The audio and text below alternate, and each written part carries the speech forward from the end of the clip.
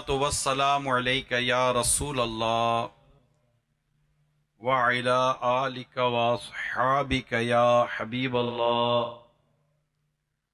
अस्सलातु वस्सलामु अलैका या नबी अल्लाह व अला आलिका व अस्हाबिका या नूर अल्लाह। नबी रहमत शफ़ी उम्मत सल्लल्लाहु ताला अलैहि वसल्लम ने इरशाद फरमाया, जो कोई मुझ पर एक बार दुरूद पढ़ता है अल्लाह ताला उस पर 10 रहमतें नाजिल फरमाता है, उसके 10 गुनाहों को माफ़ फरमाता है, उसके 10 दर्जात बुलंद फरमाता है। सल्लु अलल हबीब सल्लल्लाहु ताला अला मुहम्मद। हमारे घर अमन और सुकून के गहवारे बने। हर शख्स ये चाहता है कि मैं जब घर में आऊं तो मुझे सुकून मिले, प्यार मिले, मोहब्बत मिले।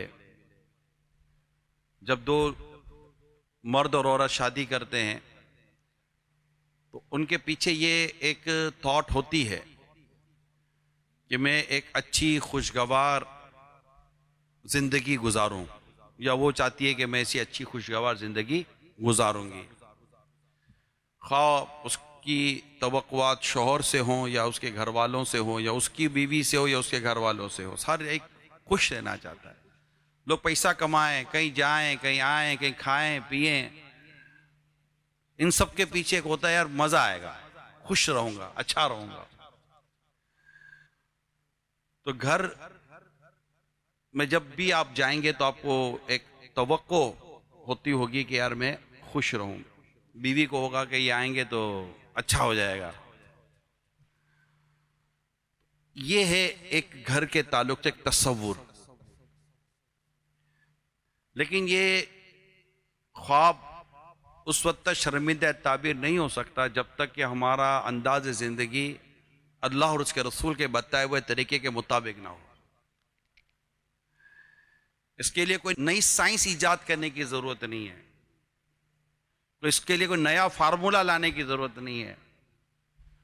कुरान में, हदीस में, रसूल पाक सल्लल्लाहु अलैहि वसल्लम की सीरत में, सहाबा कराम और सहाबियात की सीरत में ये हमारे लिए मैसेजेस क्लियर हैं। कहते हो लाउड एंड क्लियर, आपके पास बिल्कुल क्लियर है कि अगर हम उसको पढ़ें समझें तो घर अमन के गहवारे, मोहब्बत के गहवारे, प्यार और सुकून के गहवारे बन सकते हैं। ये है हमारा सेंट्रल आइडिया आज के टॉपिक का, आज के बयान का। आकाए मदीना राहत क़ल्ब व सीना सल्लल्लाहु ताला अलैहि वसल्लम की सीरत ये हमारे लिए नमूना अमल है। लक़द कान लकुम फ़ी रसूलिल्लाहि उस्वतुन हसना। रसूल पाक सल्लल्लाहु अलैहि वसल्लम की ज़िंदगी में तुम्हारे लिए पैरवी है, ये नमूना अमल है।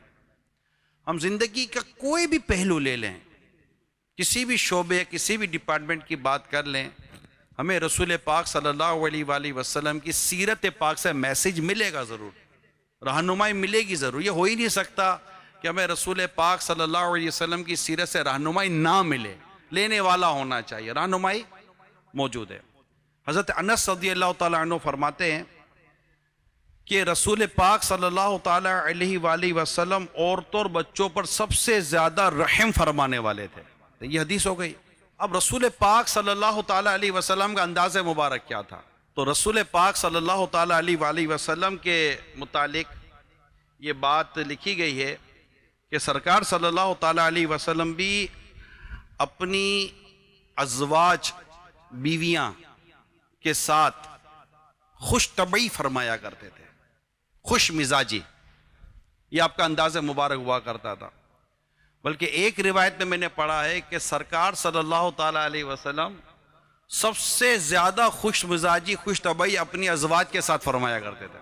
सबसे ज्यादा आपने अपनी अज़वाज के साथ जो अंदाज इख्तियार फरमाया, इस अंदाज में शोहरों के लिए ये बात मौजूद है कि शोहर को अपनी बीवी के साथ कैसा होना चाहिए। ये इतना सिस्टम है ये कि हमारे घरों में हमारे जवान बच्चे भी हैं, हमारे घरों में हमारी जवान बच्चियां भी हैं। डेफिनेटली इन्होंने भी आगे शादी करनी है। बहुत इम्पैक्ट पड़ता है हमारे बच्चों की शादियों के बाद की लाइफ का हमारी करंट लाइफ पर। वो जब अपने माँ बाप को देखते हैं कि हमारे माँ बाप किस तरह जीते हैं, मेरे वालिद साहब का एटीट्यूड क्या है मेरी अम्मी के साथ, मेरी अम्मी का रवैया क्या है मेरे अब्बू के साथ, ये बच्चियों पर और बच्चों पर बहुत ही गहरा असर डालती है सारी चीजें। अगर ये रवैया दुरुस्त है तो इंशाल्लाह आगे इनकी जिंदगी के अंदाज बेहतर हो जाएंगे। फॉर एग्जाम्पल, कल बच्ची आती है घर पर और कहती है यूं नहीं यूं, और हम समझाते नहीं बेटी सब्र करो, तो कहते अम्मी ने तो कभी किया नहीं था, अब मुझे क्यों समझा रहे हैं, आपने तो कभी किया नहीं था, मुझे क्यों समझा रहे हैं। लेकिन जब उसके सामने अपने वालिदैन की लाइफ ही एज ए मॉडल होगी तो उसको समझाना या उसको कायल करना इतना मुश्किल काम शायद नहीं होगा। ये जो किरदार है शौहर का, ये मैं आज आपके सामने थोड़ा सा डिफाइन करूंगा। सल्लु अलल हबीब सल्लल्लाहु ताला अला मुहम्मद। नबी पाक सल्लल्लाहु अलैहि वसल्लम ने इरशाद फरमाया, यानी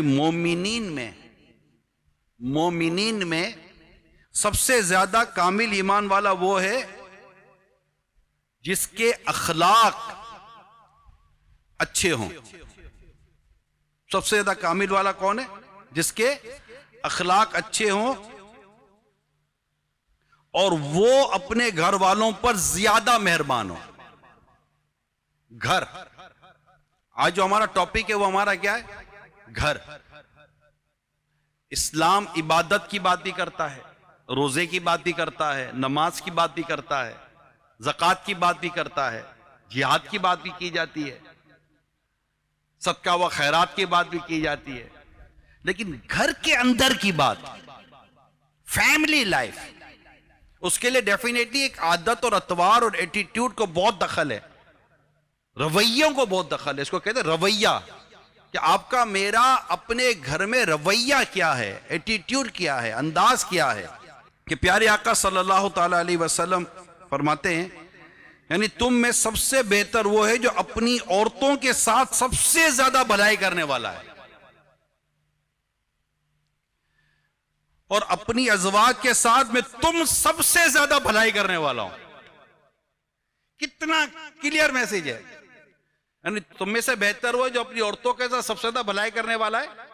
ठीक, अब अपना अंदाज़े पाक और अपनी आदत पाक हमारे सामने पेश की मुस्तफा करीम ने कि मैं तुम सबसे ज्यादा अपनी औरतों के साथ भलाई करने वाला हूं।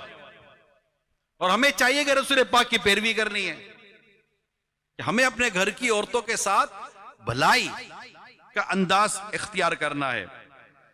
हजरत सैयदना अमीरुल मोमिनीन उमर फारूक आजम रज़ियल्लाहु ताला अन्हु, जिनके बारे में मशहूर है कि बड़े सख्त थे, फरमाया आदमी को अपने घर में बच्चे की तरह रहना चाहिए और जब इससे दीनी उमूर में से कोई चीज तलब की जाए तो जो इसके पास हो तो उसे मर्द पाया जाए। यानी घर के अंदर कैसे रहना है यह समझाया जा रहा है। घर में बंदा शेर बबड़ बन के नहीं रहता, ना भीगी बिल्ली बन के रहता है। घर में एक नॉर्मल आदमी होता है, पैसे वाला हो, ओहदेदार हो, लेकिन जब हम घर में जाते हैं तो कोई भी घर में चेयरमैन नहीं है, कोई भी घर में सीईओ नहीं है, कोई भी घर में सेठ नहीं है। आप बात समझ रहे? आप सेठ फैक्ट्री में होंगे, आप सीईओ अपने इंडस्ट्री में होंगे, आप चेयरमैन या सदर अपने इदारे में होंगे। घर में जब जाएंगे तो बच्चा ये नहीं बोलेगा सीईओ साहब आ गए, बच्चा बोलेगा अब्बू आ गए, भी बोलेगी ये आ गए, तुम्हारे अब्बू आ गए। वो ये नहीं पुकारे कि सेठ साहब जरा यहां आइए कि खाना तैयार है, अब आगे पीछे देखोगे किसको बुला रही है। तो घर में कोई सेठ नहीं होता, घर में कोई लीडर नहीं होता, घर में सब के सब एक बैलेंस के साथ होते हैं। उनका एक नाम है, या तो वो शौहर है, या वो वालिद है, या वो भाई है। तो अपना जो भी डेजिग्नेशन या अपनी जो भी मामला होते हैं ना, वो घर की गेट के बाहर होते हैं। गेट के अंदर की जिंदगी, गेट कमरे की जिंदगी, घर की जिंदगी चेंज होती है। तो हमें अपने घर में इसी तरह रहना चाहिए जिस तरह एक आम आदमी अपने, क्योंकि अगर आप लुत्फ उठाना चाहते हैं घर में, खुश रहना चाहते हैं घर में, तो एक आम आदमी वाली जिंदगी गुजारें और अपनी बीवी के साथ भलाई करें, उसके साथ खुश तबई करें, उसकी दिल जोई करें, उसको नाराज ना करें। अभी बात हमारी हो रही है, आप लगे बीवी को कुछ बोली नहीं रहा, आएगी बात, थोड़ी सब्र कीजिएगा। ये भी एक प्रॉब्लम होता है, इनको इसको समझा नहीं रहा, हमको ये समझाता है। ये भी एक प्रॉब्लम है, ये भी कहीं ना कहीं ये खराबी है, जिसकी वजह से हमारे दिमाग में ये ख्याल आ जाता है। लेकिन यह पहला टॉपिक है ही हमारा, एक नेक शख्स, बड़ा नेक सीरत शख्स की एक बड़ी नेक सीरत और नेक सूरत लड़की के साथ शादी तय हो गई। माँ बाप लड़की के बड़े खुश थे, बड़ा नेक, होनहार, परहेजगार, फरमा बरदार, मतलब बिल्कुल अच्छा नेक लड़का मिल गया, खुश थे। रुखसती जैसे करीब आई, रुखसती का जैसे वक्त करीब आया, एक दो दिन पहले या चंद दिन पहले लड़की के चेहरे पर चीचक निकल आई, चेहरे पर दाग, चेहरा बदनुमा हो गया। परेशान लड़की वाले के, अल्लाह अब क्या होगा, इतना अच्छा रिश्ता, एक इतना अच्छा लड़का, इतना अच्छा घर मिला और ये तो मसला हो गया। अब इसी गौर में थे कि पता चला कि जिसके साथ निकाह हो रहा था अब उन्हें नजर नहीं आ रहा। तो लड़की उन्होंने कहा चलो नजर ही नहीं आ रहा, बराबर बराबर हो गया, ना देखेगा ना परेशानी होगी। रुखसती हो गई, शादी हो गई, 20 साल गुजर गए। कितने साल? 20 साल गुजर गए। लड़की का इंतकाल हो गया, उसकी बीवी का इंतकाल हो गया। या इंतकाल हुआ, वहां उनको नजर आना शुरू हो गया। लोगों को बड़ी हैरत हुई कि ये तो माजरा समझ में ना आया। तो फिर पता चला कि इनकी नजर गई नहीं थी, इन्हें पता चल गया था कि लड़की को चीचक निकली है। और अगर इनको पता चल गया कि मैं देख सकता हूं तो इनका दिल टूटेगा और लड़की का दिल पाश पाश हो जाएगा। 20 साल तक ये अपनी बीवी के साथ ऐसे चले कि जैसे इनको नजर नहीं आ रहा, ताकि उसका दिल ना टूटे, उसको सदमा ना हो। 20 साल, 20 ईयर, हमसे 20 मिनट बर्दाश्त ना हो, तुझे कौन बर्दाश्त करेगा? हमारे मुंह से फट करके ये निकल जाएगा, है कौन तू? लेकिन इन्होंने 20 साल कैसे सब्र किया होगा। इमाम गजाली रहमतुल्लाह ताला अलैह ने यह वाकया नकल किया। ये ईमान कामिल वाले लोग थे, नेक लोग थे। यानी मैं ये कहता हूं कि इन्होंने बीवी को भी बख्शिश का बहाना बनाया हुआ था, ये बीवी के जरिए मैं बख्शा जाऊं, मैं यार अपनी औरत के जरिए बख्शा जाऊं, ये मेरी बख्शिश का जरिया बन जाए। वो हो सकता है, ये मैं ये ऐसा ही नहीं कह रहा, ये भी वाकया ये याद आ गया। एक शख्स खाना खा रहा था, नमक तेज हो गया, गुस्सा तो बहुत आया कि यार नमक तेज कर दिया इसने। गुस्सा आया, अब थोड़ी देर के बाद ख्याल आया मेरे से भी भूल होती रहती है, दरगुजर कर दिया। क्या किया? दरगुजर कर, फॉरगेट, मतलब माफ कर दिया। नहीं यार छोड़ो, नहीं बात कर, नहीं बहस करता। उसका इंतकाल हो गया आदमी का। मरने के बाद किसी ने ख्वाब में देखकर पूछा, मा फ़अल अल्लाह बिका, तेरे साथ क्या मामला हुआ? कहने लगा, मुझे यह कहा गया कि तूने मेरी बंदी पर रहम किया, हम तुझ पर रहम करेंगे, और मुझे बख्श दिया गया, मेरी बख्शिश हो गई। क्या हमारा ऐसा एटीट्यूड है? कपड़े इस्त्री क्यों नहीं हुए? फड्डा। मोजे नहीं मिल रहे, फड्डा। टोपी नहीं मिल रही, झगड़ा। चाबी नहीं मिल रही, फड्डा। खाना थोड़ा आगे पीछे हो गया, झगड़ा। गरम सही नहीं है, झगड़ा। ठंडा बहुत ज्यादा है, झगड़ा। ठंडा होना चाहिए, गरम क्यों है? झगड़ा। मिर्च मसाले में गड़बड़ हो गई, झगड़ा। जल्दी उठाया क्यों नहीं? बोल के सोया था जल्दी उठाना, अलग उठना मुझे था, उठाया इसने कल जल्द पर, वक्त पर नहीं। अच्छा उठना मुझे था, झगड़ा। फिर वो कहेगी मैंने उठाया था। किसी को उठाना भी तो आसान नहीं ना, फौज बुलानी पड़ती है, और वो भी कितना उठाएगी, उसको दूसरे 10 काम है, झगड़ा। मैं आपसे पूछता हूं, जूते नहीं मिल रहे, चप्पल नहीं मिल रहे, रुमाल नहीं मिल रहा, कपड़े नहीं मिल रहे, बनियान नहीं मिल रहा, चाबी नहीं मिल रही, पर्स नहीं मिल रहा, क्या ये कोई बातें हैं झगड़ा होने की? मैं आपसे पूछता हूं, ये कोई इश्यू है जिसमें झगड़ा किया जाए?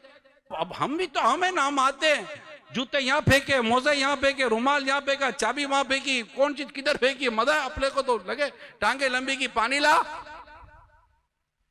ये हमारा अंदाज है। फिर सुबह ढूंढो तो पूछे कुछ नहीं। अपनी चीज थी, अपनी हिफाजत करते हैं। चलो उसका एक अखलाकी फर्ज है कि वो आपकी चीजों की, आपके कपड़ों की, आपके तमाम तर चीजों को सेटल करे, हर चीज को मैनेज करे, उसका अखलाकी फर्ज है, उसको करना भी चाहिए कि यूं घर चलते हैं। लेकिन कभी कभार अगर ऐसी कोई चीज हो जाए, अगर हमने ही अगर अपनी चीजें दुरुस्त कर ली, क्या हर्ज है? हमने अपने कपड़े इस्त्री कर लिए, क्या हर्ज है? हमने अपने रुमाल ढूंढ लिए, क्या हर्ज है?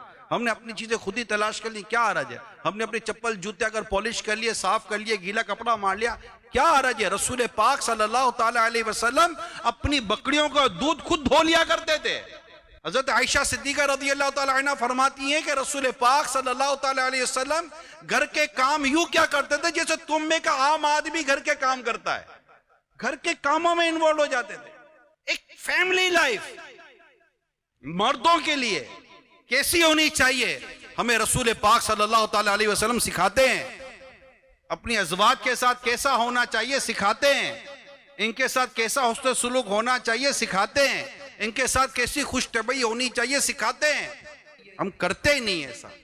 अपनी औरतों के साथ भलाई करो, इनके साथ बेहतरी करो, इनके साथ हुस्न सुलूक करो, और औरतों के मामले में खुदा से डरो। ये तो रसूल पाक सल्लल्लाहु अलैहि वसल्लम फरमाते हैं। तो बड़ा क्लियर मैसेज है। जब हम घर जाएं तो घर जाकर एक अच्छे खुशनुमा एक अच्छे अंदाज से जाएं घर पर। आप बोले मैं बहुत थका हुआ हूं, तो भाई तो वो जो घर में बैठी थी पूरा दिन आराम थोड़ी कर रही थी, वो भी थकी हुई थी। उसकी अपनी रिस्पॉन्सिबिलिटी, आपकी अपनी रिस्पॉन्सिबिलिटी है। उसका काम है जब आप घर पे जाएं तो वो आपको वार्म वेलकम जिसको आप कहते हैं, एक अच्छे अंदाज से वो आपको बोले। भले 60 साल हो गए शादी को यार, 60 साल के आदमी को दिलजोई की जरूरत नहीं होती, ऐसा तो नहीं है। बल्कि जू जू उम्र बड़ी हो जाती है हाजत बढ़ जाती है, क्योंकि अब उसको ज्यादा एलोनेस फील होगा, तन्हाई फील होगी, अकेलापन फील होगा। तो ये तो ज्यादा जरूरी है। सल्लु अलल हबीब सल्लल्लाहु तआला अला मुहम्मद। एक रिवायत में है, इरशाद फरमाया, एक दीनार वो है जिसे तुमने राह खुदा यानी हज और जिहाद वगैरह में खर्च किया। एक दीनार वो है जिसे तुमने किसी गुलाम को आजाद करने में खर्च किया।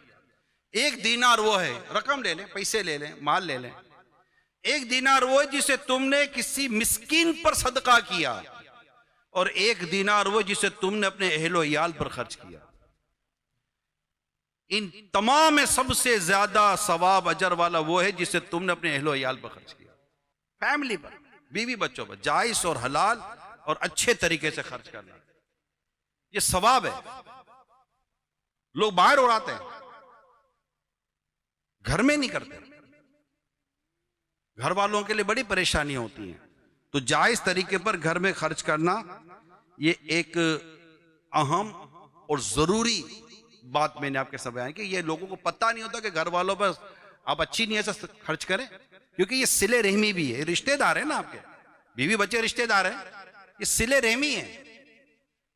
इन पर खर्च करेंगे तो सिले रहमी का भी सवाब मिलेगा, उससे सुलूक का भी सवाब मिलेगा। और दिल जोई बहुत अच्छी होती है। दिल जोई को समझें। फराइज के बाद सबसे अफजल इबादत मुसलमान के दिल में खुशी दाखिल करना है। सबसे अफजल इबादत क्या मुसलमान के दिल में खुशी दाखिल करें। तो मेरे इस्लामी भाइयों से पहले मेरी दरखास्त है, जो मर्द हैं, क्या कहा, मर्द हैं, मर्द वाला रहे, हिम्मत वाला होता है, हौसले वाला होता है, अथॉरिटी है, मर्द को अथॉरिटी है। उसको चाहिए कि वो घर के अंदर बहुत ही खुश मिजाजी, खुश अखलाकी के साथ रहे, बर्दाश्त के साथ रहे, इल्म के साथ रहे, नरमी के साथ रहे, बर्दाश्त करे। वो ये आपके मेरे लिए ज्यादा जरूरी है। औरत को इतने हुकूक बयान किएंगे शौहर के कि वो तो खैर अदा करते करते उसकी जिंदगी निकल जाए, लेकिन एक अखलाकी और शरई जिम्मेदारी जो हमारी सिर्फ ये नहीं है कि हम अपनी बीवी बच्चों को खर्चा दे देते हैं। इनकी तालीम, इनकी तरबियत हमारी जिम्मेदारी है। ए ईमान वालों, अपनी और अपने घर वालों की जानों को उस आग से बचाओ जिसका ईंधन आदमी और पत्थर है। हमारा काम तो अपने बीवी बच्चों की तरबियत करना है, इनको लेकर बैठना है, इनकी इस्लाह करनी है। इमाम गजाली रहमतुल्लाह ताला अलैह ने शोहर को तबीब लिखा है, डॉक्टर लिखा है, कि वो मरीज के मर्ज के मुताबिक उसका इलाज करता है। अब हमारी प्रॉब्लम यह है कि हम ये इस तरह के टॉपिक्स की प्रॉपरली स्टडी नहीं है, कुछ ना कुछ सुनी हुई होती है। ये स्टडी हमारी हो, और हम अपने जब बच्चों की शादी करें, बेटे की शादी करेंगे तो उसकी तरबियत होनी चाहिए, ताकि वो अपने घर को अच्छे तरीके से चला सके। अब चलते हैं सेकंड पार्टनर की तरफ। जोजा, बीवी, उसका किरदार वो नेक होनी चाहिए। उमर फारूक रज़ी अल्लाह ताला अन्हु का एक इरशाद पढ़ा यार, क्या फरमाता है, गौर कीजिए। लिखते, बंदा बयान करते, बंदे को ईमान के बाद, बंदे को ईमान के बाद नेक बीवी से बेहतर कोई चीज नहीं दी गई। नेक बीवी से बेहतर कोई चीज नहीं दी गई। इनमें से बाद ऐसी गनीमत है जिनका बदल नहीं। प्यारे आका सल्लल्लाहु ताला अलैहि वसल्लम ने इरशाद फरमाया, यानी चाहिए कि तुम में से हर एक शुक्र करने वाला दिल, जिक्र करने वाली जबान और नेक बीवी इख्तियार करे जो आखिरत के मामले में उसकी मददगार हो। अल्लाह के हबीब सल्लल्लाहु अलैहि वसल्लम ने शुक्र के साथ नेक बीवी का तस्करा फरमाया कि वो अपनी शोहर की इताअत करे, फरमाबरदारी करे और नेक हो। ये बीवी के लिए जरूरी है। मैं आपको एक रिवायत सुनाता हूं, इस्लामी बहनें बड़ी तवज्जो के साथ इस रिवायत को सुने। एक शख्स ने सफर पर रवाना होते वक्त अपनी बीवी से वादा लिया कि वो ऊपर वाली मंजिल से नीचे नहीं उतरेगी। इसको भी इमाम गजाली रहमतुल्लाह ताला ने नकल किया है। क्या वादा लिया कि ऊपर वाली मंजिल से नीचे नहीं उतरेगी। निचली मंजिल में औरत के वालिद रहते थे, वो बीमार हुए तो औरत ने बारगाह रिसालत सल्लल्लाहु अलैहि वसल्लम में पैगाम भेजकर बाप के पास जाने की इजाजत चाहिए। शौहर ने मना किया था। रसूल पाक सल्लल्लाहु ताला अलैहि वसल्लम ने फरमाया, अपने शौहर की इताअत कर। क्या फरमाया? अपने शौहर की इताअत कर, उसकी बात मान। वालिद का इंतकाल हो गया, उससे फिर इजाजत तलब की तो आपने वही फरमाया कि शौहर की इताअत कर। जब उसके वालिद को दफना दिया गया तो रसूल पाक सल्लल्लाहु ताला अलैहि वसल्लम इस औरत की तरफ पैगाम भेजा कि तुम्हारे अपने शौहर की इताअत करने के सबब अल्लाह ताला ने तुम्हारे वालिद की मगफिरत फरमा दी। शौहर की इताअत, उसकी फरमा बरदारी करना। जब भी इताअत की बात आएगी ना, बात मानना, फरमा बरदारी करना, चाहे औलाद माँ बाप की या बीवी शौहर की या शौहर बीवी की, एक कंडीशन याद रखिएगा कि वो उसी वक्त होगी जबकि वो बात अल्लाह और उसके रसूल के हुक्म के खिलाफ ना हो। उसी वक्त बात मानी जाएगी। यानी शौहर अगर कहता है बेपर्दे की तो नहीं मानी जाती। तो जहां अल्लाह और उसके रसूल के हुक्म के खिलाफ अगर शौहर या माँ बाप बात करेंगे तो इताअत नहीं है। इताअत तो अल्लाह और उसके रसूल के हुक्म के मुताबिक है, उसके ताबे है। हदीस पाक में है, अगर औरत पाबंदी से 5 नमाजें पढ़े, रमजान मुबारक के रोजे रखे, अपनी इज्जत की हिफाजत करे और अपने शौहर की इताअत करे तो वो अपने रब की जन्नत में दाखिल होगी। इतनी वाज़ेह हदीस है। एक और हदीस सुनिए, यानी जिस औरत का इस हाल में इंतकाल हुआ कि अगर इसका शौहर से राजी था तो वो जन्नत में दाखिल होगी। अब शौहर बीवी को और बीवी शौहर को बख्शिश का बहाना बना ले। यानी शौहर इस बात से डरे कि यार कहीं इसकी वजह से मैं जहन्नम में ना चला जाऊं, इसको सताकर, इस पर ज्यादती कर कर, इस पर जुल्म कर कर, इसको ताना देकर कहीं मैं जहन्नम में ना चला जाऊं। और बीवी इस बात से डरे कि कहीं अपने शौहर की नाफरमानी करके, इसको सताकर, इससे तरह तरह की फरमाइशों के जरिए इसका दिल दुखाकर, कि बाद वक़्त फरमाइशों की भी प्रोग्राम होता है, उसका फरमाइशों का एपिसोड होते हैं कि ये एपिसोड पूरा हुआ, अब दूसरी फरमाइश का एपिसोड शुरू हो जाएगा। शादी कहीं और होती है, परेशानी हमारे घर में आई हुई होती है। शादी उधर है, परेशानी हमारे घर में। उससे 7 फंक्शन रखे, 7 सूटें चाहिए, 7 जूते चाहिए, 7 कॉस्मेटिक चाहिए, हर तरह का हर फंक्शन का एक अलग लिबास चाहिए। अच्छा, फिर वही खानदान में दूसरे महीने एक और शादी है, वही 7 दिन का फंक्शन, 12 दिन का फंक्शन। आजकल हमारे यहाँ यही हो गया। अब उसका भी मैं पुराने पहन के जाऊंगी। तो मेरी इसमें दरख्वास्त इस्लामी बहनों से फरमाइशें ना करें, इत्तेदाल रखें, मियाना रवि इख्तियार करें, सादगी इख्तियार करें। आजकल के हालात में तो ज्यादा परेशानी हो जाती है। ठीक है, आप कहते हैं कि है इसके पास, लेकिन अब सादगी इख्तियार करेंगी, प्रेशर नहीं डालेंगी। घर में प्रेशर, कलर करा दो, कारपेट चेंज करा दो, फर्नीचर चेंज करा दो, फ्रिज चेंज करा दो, पुराना हो गया। चल तो रहा है, पुराने तो थोड़ी, तब शोर भी तो पुराना हो गया है। हर पुरानी चीज थोड़ी छोड़ी जाती है यार, चीज तो सही है ना। अच्छा, बाज औरतें ऐसी हैं जो बड़ी किफायतशियार होती हैं, शोहर का हाथ छुट्टा होता है लेकिन बीवी का हाथ बहुत सेट होता है, उसको वो रोकती है कि आप क्या कर रहे हो, क्यों उड़ा रहे हो। अच्छा, शोहर का मिजाज उड़ाने जो भी गलत है। यहां मैं आपको हदीस सुना देता हूं। आका सल्लल्लाहु अलैहि वसल्लम फरमाते हैं, गरीबी में भी एतिदाल है, अमीरी में भी एतिदाल है, और इबादत में भी एतिदाल है। एतिदाल कहते हैं मियाना रवि, बैलेंस। अगर आप अमीर भी हैं तो भी उड़ाने के लिए थोड़ी है। तो बीवी को भी चाहिए कि अपने शौहर की फर्मा बरदारी करे, इताअत करे। मैं एक रिवायत सुनाता हूं आपको, इसको भी इमाम गजाली ने लिखा है। अल्लाह के प्यारे हबीब सल्लल्लाहु ताला अलैहि वसल्लम ने फरमाया,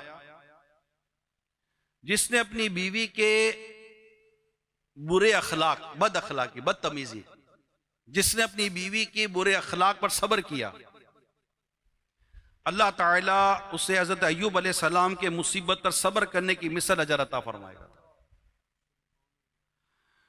और अगर औरत अपने शौहर के बुरे अखलाक पर सब्र करे तो अल्लाह ताला उससे फिरौन की बीवी आसिया के सवाब की मिसल अजर अता फरमाएगा। बादों का तबीयत इतनी जल्दी सुधरती नहीं है, तकलीफ की आदत होती है। बीवी भी बादों का तकलीफ दे देती है, आदत होती है, मुंह से ऐसी ऐसी बातें कह देती है कि ऐसा सर पर हड्डी होती नहीं जबान में, फिर भी दिमाग की हड्डियां तोड़ देती है। परेशानी हो जाती है, यार ये क्या बोल के चली गई। बादों का शौहर ऐसी बात कर देता है कि समझ नहीं आती कि ये कैसा बोल के चला गया। मैं 2-3 टिप्स आपको देता हूं, उसके बाद आपके सवालात। पहला, अपने घर में नेक बनकर जिए, अच्छे बनकर। आप चाहते हैं आपका घर नेकी, अमन और मोहब्बत और प्यार का गहवार हो, अपने घर में नेक बनकर जिए। बंदा बाहर तो बहुत नेक बनता है, घर के अंदर उसकी नेकी का सारा हिसाब किताब खुला हुआ होता है। खुश थे भाई के तौर पर बहुत मुश्किल बात करने जा रहा हूं। अरे आपकी बीवी आपको कह दे कि मेरा शौहर नेक है, मुश्किल है, आसान नहीं है। ये दुनिया मुतासिर हो जाएगी लेकिन बीवी मुतासिर नहीं होती, बहुत मुश्किल है उसको मुतासिर करना। वो आपको नेक, अच्छा, बाअखलाक, यानी यूं आपको ये कह दे कि मैं जन्नत में भी आपके साथ रहना चाहती हूँ। हमें बाअखलाक रहकर करना चाहिए। और मैं इसलिए आपको बीवी कह रहा हूं, इसका सेट होना इतना आसान नहीं है। एक वाकया, एक बुजुर्ग थे, बड़े करामत इनकी मशहूर थी। अब बीवी का माने ही नहीं, तू कहां से नेक हो गया, माने ही नहीं। दुनिया माने उसको नेक, साहिब कराम, बीवी ना माने। एक दिन बीवी छत पर थी, उस देखा कि एक बुजुर्ग चादर पर उड़ रहे हैं, कालीन या चादर पर उड़ रहे हैं, बड़ी मुतासिर है। ये नेक आदमी देख हवा में उड़ रहा है। शोर घर आया तो तू नेक तो मैंने आज देखा है।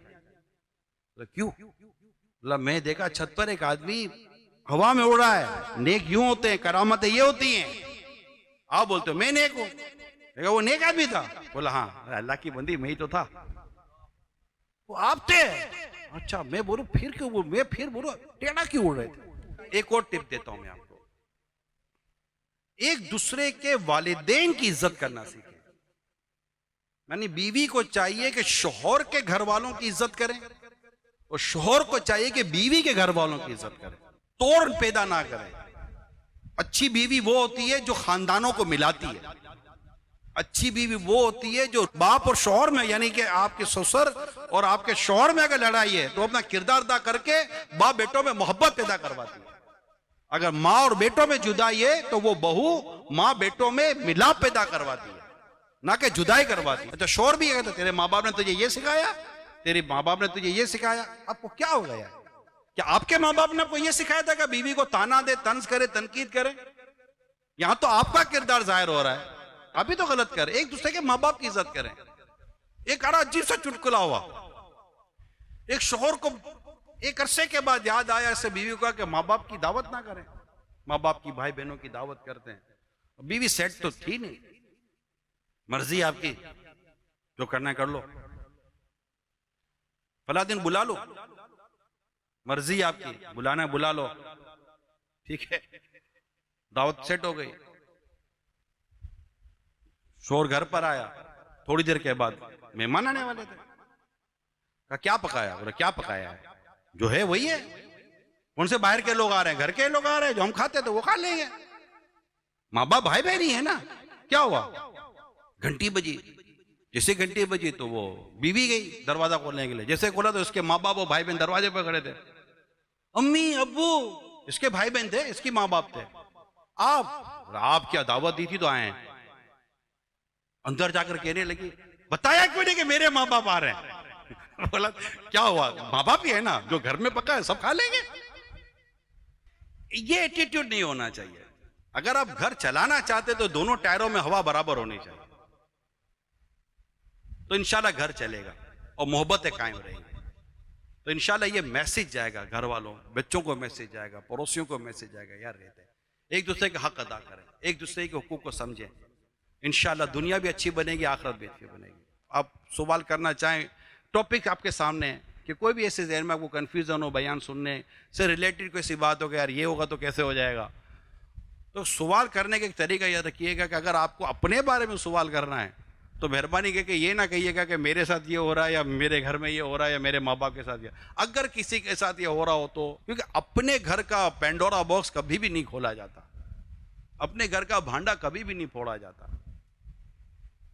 ये मैसेज भी लेकर जाइएगा। आपको बाहर कभी भी अपने बीवी के बारे में बात नहीं करनी चाहिए, ना बीवी को अपने शोहर के बारे में कहीं बात बाहर करनी चाहिए। दो मियाँ बीवी में बनती नहीं थी कि दोस्त ने कहा क्या सुना है तेरी बीवी के साथ बनती नहीं है, खैरियत क्या हुआ? अपने होते हैं ना लड़के पिंचात करते हैं, तो उसे कहा कि मैं गैर मर्दों के साथ अपनी बीवी की बातें शेयर नहीं करता। बड़ा गैरतमंद जवाब दिया, खैर तलाक हो गई। तो उसने कहा कि अब तो तेरी बीवी ना रही, अब तो बता क्या था? बोला गैर औरतों की बातें मैं गैर मर्दों के साथ नहीं करता। कितना अच्छा आदमी था ये। अपने अल्लाह ना करे कोई रिश्ता टूट जाए, मंगनी टूट जाए, कोई सा घर बर टूट जाए तो वही खराब थे, वही खराब थे। जब तक उन दोनों को एक दूसरे को खराब नहीं बोलेंगे इनकी इज्जत नहीं संभलती। इसका एक जुमला होता है, जब अल्लाह ना करे घर टूट जाए, ना बनती हो वगैरह वगैरह, तो एक जुमला है, ज़ैनिया मांगी नहीं थी। डेफिनेट एक दूसरे की बुराइयां करने की क्या जरूरत है? अल्लाह हमारे हाल पर रहम फरमाए। तो इस तरह सवाल अगर करना चाहें तो भी इस तरह कीजिएगा। मुआशरे के अंदर जो है ना गुस्सा बहुत जल्दी आया था। गुस्सा है ना, गुस्सा चुप हो जाए। गुस्से में दिल जो है कहां से होगी? गरम पतीली पकड़ोगे अपना याद जलेगा। ये फार्मूला याद रख ले।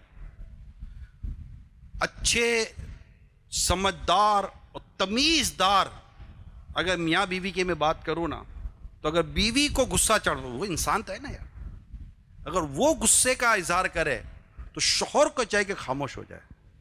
वो सामने चुप हो जा, नहीं चुप होंगी। चुप होती है कि नहीं? नहीं चुप होंगी। तो भाई आप चुप हो जाओ यार, इतने समझदार हो तो। उसको ही चुप कराने में, अच्छा वो चीख रही है, अपने भी तो बाप के बाप है ना, अपने ज्यादा चीखेंगे। ऐसा नहीं होना चाहिए। जब पत्थर से पत्थर टकराएगा चिंगारी निकलेगी। अगर शौहर नाराज है, वो उसको कोई गुस्सा आ गया है, इंसान है हम लोग, आ जाता है, तो बीवी को चाहिए कि वो बिल्कुल खामोश होकर किनारा पकड़ ले, लड़ाई ना करे आपस में। गुस्से में अक्ल चली जाती है, अक्ल का बड़ा आगे पीछे अक्ल हो जाती है। जितने भी घर टूटे ना तकरीबन गुस्से की हालत में टूटे। तो गुस्से में आगे पीछे हो जाए, खामोश हो जाए, औरत कमरे में चली जाए, शोर आगे पीछे हो जाए, लड़ाई ना करें, इससे घर टूट सकता है। हमारे उस्ताद साहब मुफ्ती अमीन साहब रहमतुल्लाह ताला अलैह फरमाते थे, जब दो मियाँ बीवी लड़ते हैं ना तो शैतान समुद्र के बीच में खुशी के मारे कूदता है, क्योंकि ये दो मियाँ बीवी नहीं लड़ रहे, दो कबीले, दो खानदान लड़ रहे हैं। तो क्योंकि जब अलग होते हैं ना तो खानदान के खानदान उजड़ जाते हैं। वालेकुम अस्सलाम व रहमतुल्लाहि व बरकातहू। हमारे माशरे के अंदर एक आम सी आदत हुई हुई है कि जितनी पढ़ी लिखी माशाल्लाह जो बहू होती है, जब वो घर में आती है तो उसके जो जितनी भी उसकी तालीमात हैं उसके मुताबिक वो ये कहती है कि मेरे हुकूक यहाँ से लेके यहाँ तक हैं। और जो घर वाले होते हैं उनकी सोच ये होती है कि यार ये भी हो, ये भी हो और ये भी हो। उस पर एक छोटा सा अच्छा सा कि दोनों के लिए देखिए मेजर पार्ट इस वक्त सारे हमारे घरों में, सारी माहौल के अंदर एक आम माहौल आप देख लें, जो सबसे बड़ा मेजर प्रॉब्लम है वो ये है कि आने वाली कहती है मेरी बादशाहत, और जो पीछे बैठी होती कहती है मेरी बादशाहत। उसके लिए हमारे पास माशरे में ट्रेनिंग के लिए, तरबियत के लिए आप कौन सा ऐसा मौजू, कौन सी ऐसी वो कहेंगे कि आज के माहौल के हिसाब से जो आप जद्दोजहद कर रहे हैं उसमें अल्लाह ताला हम सब के घरों में खुशियाँ और रहमतें और नेमतें दे अल्लाह ताला। ये इक़्तिदार की जंग है। 50-60 साल से एक औरत घर में इक़्तिदार कर रही है, जिसको सास कहते हैं, और वो कहती है कि नहीं अब मेरी चलेगी। ये होता नहीं है। असल में ये शादी के बाद इसको हल करने के बजाय इस केस को रुखसती से पहले हल किया जाता है, और ये पार्ट प्ले करना चाहिए लड़की के वालिदैन को कि जब लड़की की रुखसती हो रही हो ना, शादी हो रही, क्योंकि ऐसा तो है ही नहीं कि यहाँ आपकी सुबह आँख खुली, आपने तय किया, लड़का देखा, ख़ानदान देखा, शाम को निकाह हुआ, रात को रुखसती हुई, ऐसा कभी भी नहीं होता। एक टाइम लाइन है, एक महीनों बाज़ औक़ात निकल जाते हैं ना। और जब बेटी की शादी की उम्र हो रही है, ये माँ बाप को पता होता है। इसमें मेन रोल जिसको प्ले करना है वो वालिदैन है बेटी के, स्पेशली बेटी की माँ, कि उसको पता है कि ये मेरी बेटी कंबाइंड फैमिली में जाए। इसमें भी दोनों पार्ट हैं, एक कंबाइंड फैमिली का अलग पार्ट है और इंडिविजुअल फैमिली का, शोहर के साथ रह रही है तो उसके लिए उसका अलग पार्ट है। लेकिन जब आप कंबाइंड फैमिली में अपनी बेटी को भेजते हैं तो बहुत ज़्यादा आपको अपनी बेटी को एजुकेट करना पड़ता है। क्यों? कि वो एक नए घर में जा रही है जिनका खाना पीना, उठना बैठना, लिविंग स्टाइल, हर चीज़ डिफरेंट होगी। उसको उसमें एडजस्ट होना है, ये समझाना पड़ेगा। सास किस तरह उसको माँ समझ के चलना है उसको समझाना पड़ेगा, और किस तरह उसकी खिदमत करनी उसको समझाना पड़ेगा। ये वालिदैन की बहुत बेसिक रिस्पॉन्सिबिलिटी है। उसको किचन फ्रेंडली बनाना पड़ेगा, उसको समझाना पड़ेगा कि बेटी अगरचे तेरे फ़राइज़ ये सही, मगर माशरा, सोसाइटी, घर गृहस्थी अगर चलाना है तो उसके लिए ये अंदाज़ होता है कि लड़की उठती है सुबह को, घर के कामकाज करती है और एक पूरा एक माहौल बनाती है, जैसे कि अपनी माँ को वो शुरू से देख रही है कि मेरी माँ ने कैसे मेरे घर को चलाया। माँ भी तो बहू बनकर आई थी ना इसको इसी तरह अपने आप को लेकर जाना पड़ेगा। और इसको माँ को चाहिए कि वो तरबियत करके भेजे और वो अपने आप को एडजस्ट करे। ये हो गया लड़की की तरफ से, ठीक है। उसको अपने घर की तमाम तो रूटीन्स में जो कि गैर शरई ना हो अपना पार्ट प्ले करना है, और एज ए स्टूडेंट आना है कि मैं यहाँ पर अभी सीखूंगी और मुझे इस घर के माहौल, उसके नेचर और उसके आदत अतवार में मुझे ढलना है। तो इसके लिए उनके लिए भी ईजी हो जाएगा, उसके लिए भी ईजी हो जाएगा, नंबर 1। अब सेकंड पार्ट जिनको प्ले करना, जो दूसरा रोल है, वो लड़के के माँ बाप का है और लड़के का है। ये 18 साल 20 साल या 22 साल की प्रैक्टिस के बाद आपके घर पर आई है। आप चाहते हैं कि ये हमारे माहौल में ढले।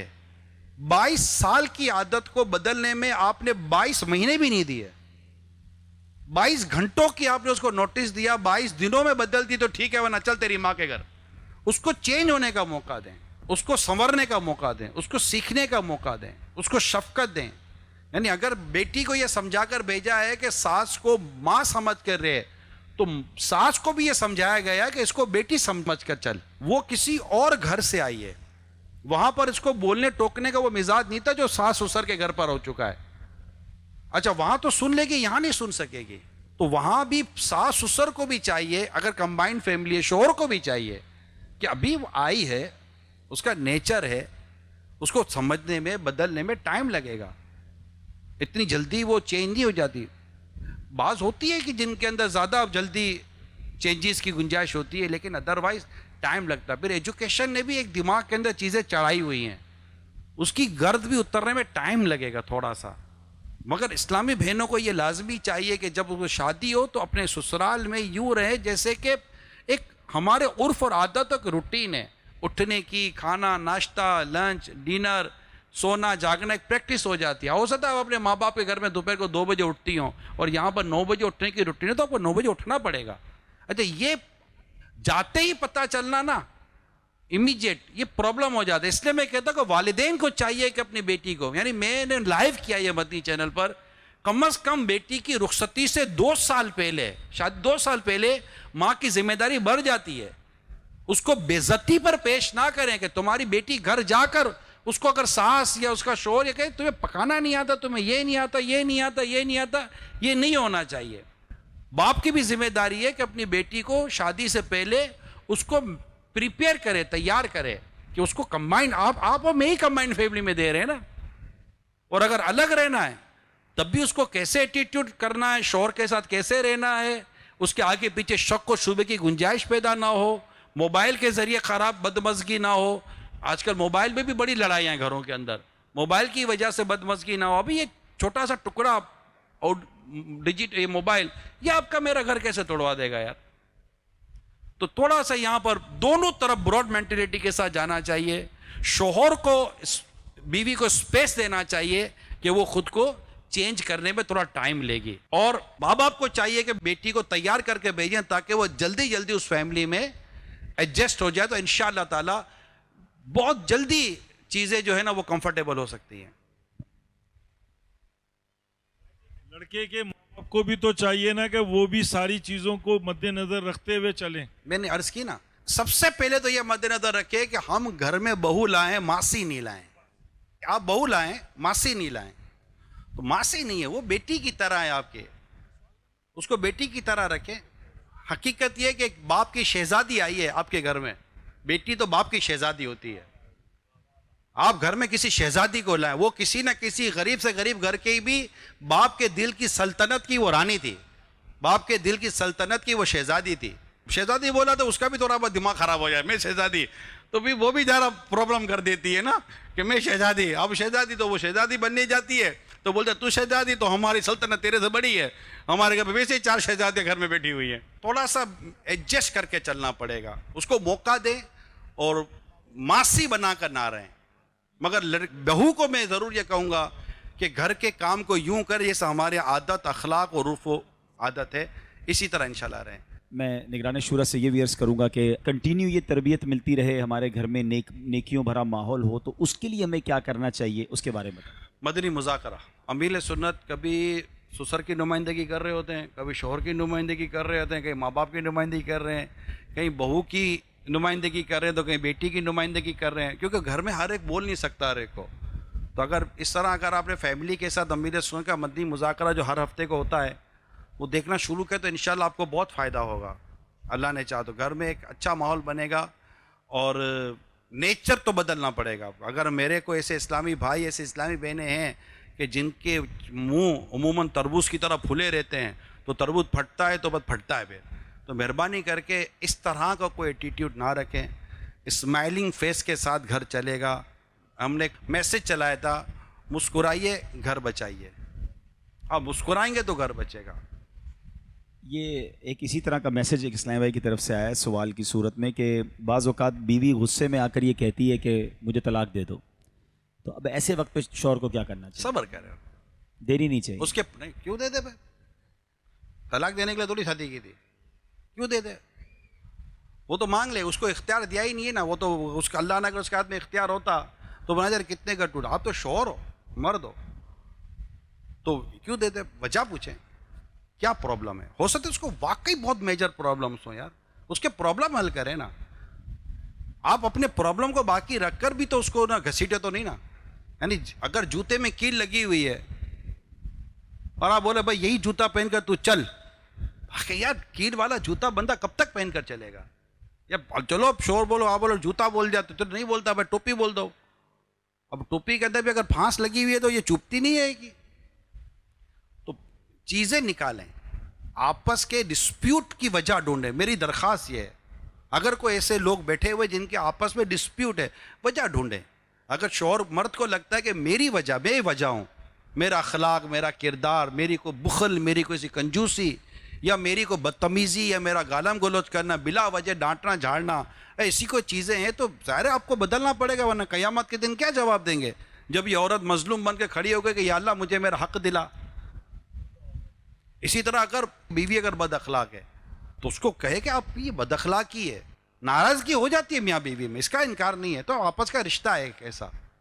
लेकिन यूँ चीखना चिल्लाना, बदतमीजी करना, बद अखलाकी करना, इसको डांटना, उसको झाड़ना, इसके गुर्बत का पर, इसकी तंग दस्ती पर, इसकी परेशानी पर उसको आड़ दिलाना, ये अच्छी और नेक औरतों की अलामत नहीं है। नेक औरत तो नेकी और तकवे में मददगार बनती है। या खुदा न खासा आमदनी कम हो गई तो वो मतलब चिकना चिल्लाना शुरू करें। इमाम गजाली ने पता है क्या लिखा है?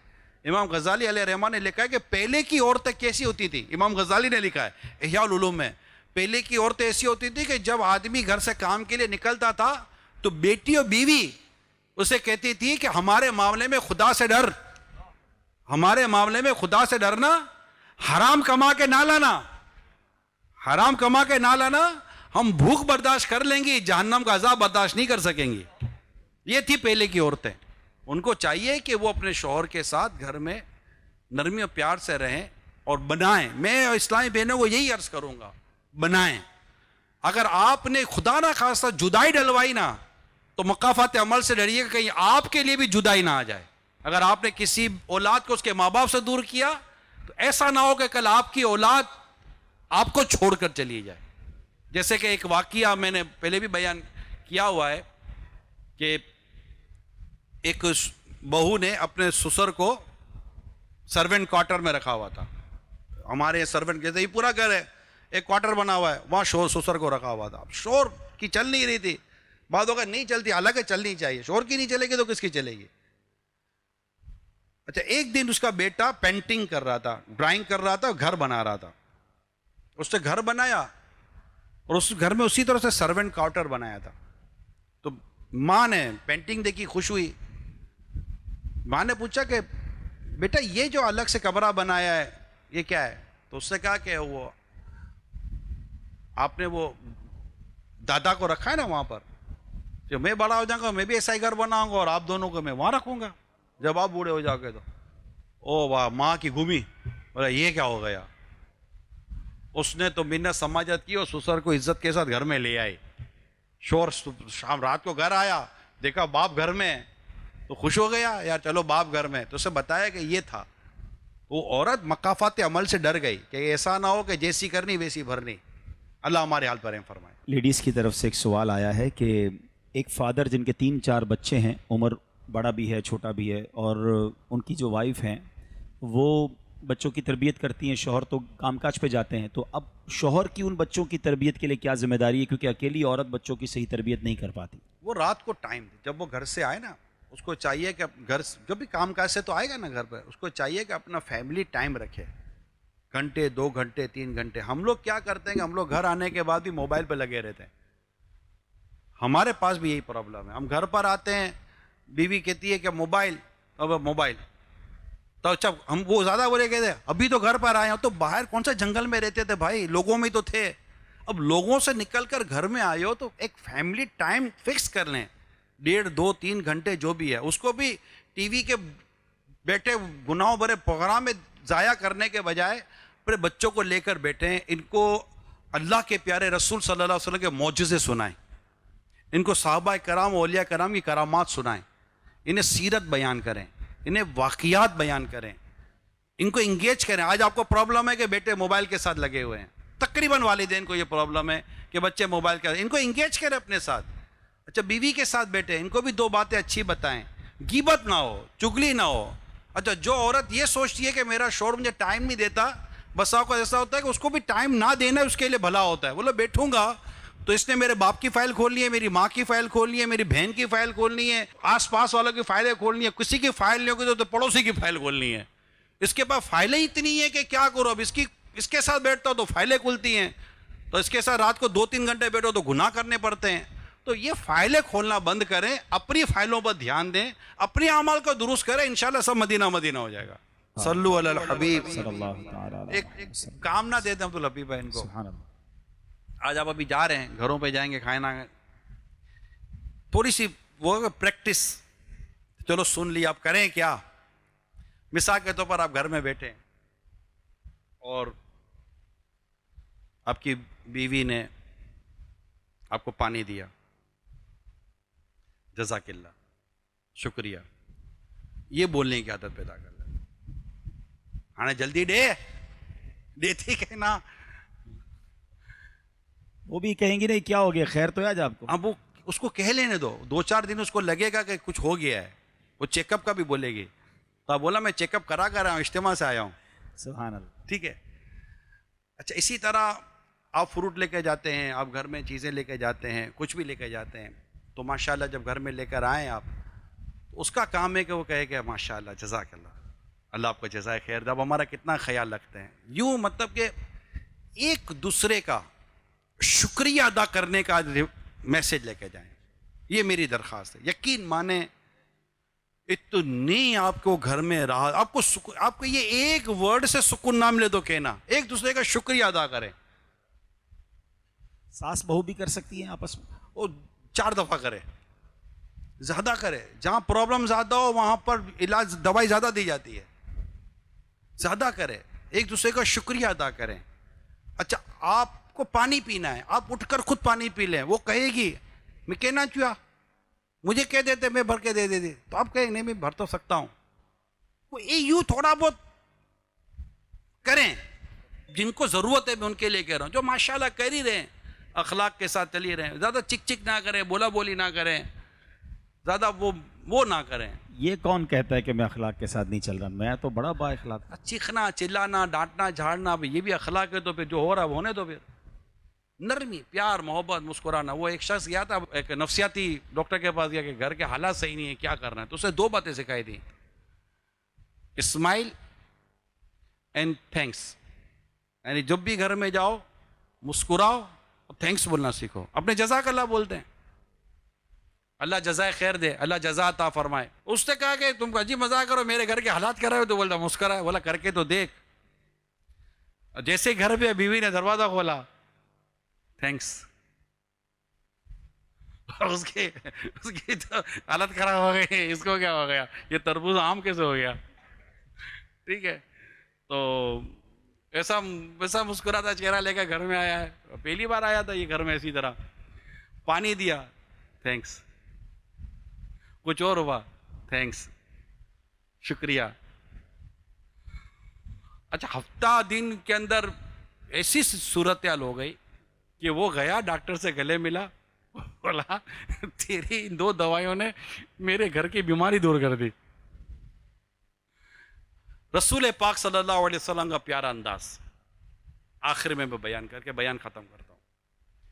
हजरत आयशा सिद्दीका रज़ी अल्लाह तआला अन्हा फरमाती हैं कि मेरे आका सल्लल्लाहु अलैहि वसल्लम को जब भी कोई पुकारता तो आप जवाब में इरशाद फरमाते लब्बैक। क्या फरमाते? मैं हाजिर हूं, लब्बैक कहेंगे। अगर आज, अब ये आपके लिए नहीं है, ये इस्लामी बहनों के लिए है ना, आप बुला के इदाजता अपने यूँ कहते हैं इधर आना, जरा आइएगा, ये आना वाना भी नहीं है, जरा इधर आइए। यानी आप वो वर्ड यूज करें जो अखलाक के करीब भी हो और आपके बच्चों की तरबियत भी हो रही हो। जरा आइएगा तो उधर से आवाज आए लब्बैक, हाने अचाती कुरो आए, घड़िया घड़ी बरकोताज। ये दुरुस्त नहीं है, ये अंदाज दुरुस्त नहीं है। वो आपको बुलाए, जरा बात सुनिए, लब्बैक। बच्चे बुलाएं, लब्बैक। मैंने मेरे पीर साहब को देखा यार, छोटा बड़ा जो भी को पुकारता है ना, लब्बैक कहते हैं, लब्बैक, सुन्नत की नीयत से। मैं हाजिर हूं जी, आया। बच्चे माँ बाप को बोले, माँ बाप बच्चों को बोले, शोर बीवी को बोले, बीवी शोर को बोले। ये करके तो देखें आप। ये 2-3 चीजें मैंने एंड में कही है जाते जाते, ये करके देखें, इंशाअल्लाह आपको ना फर्क पड़े तो कहिएगा, फिर घर में चलें।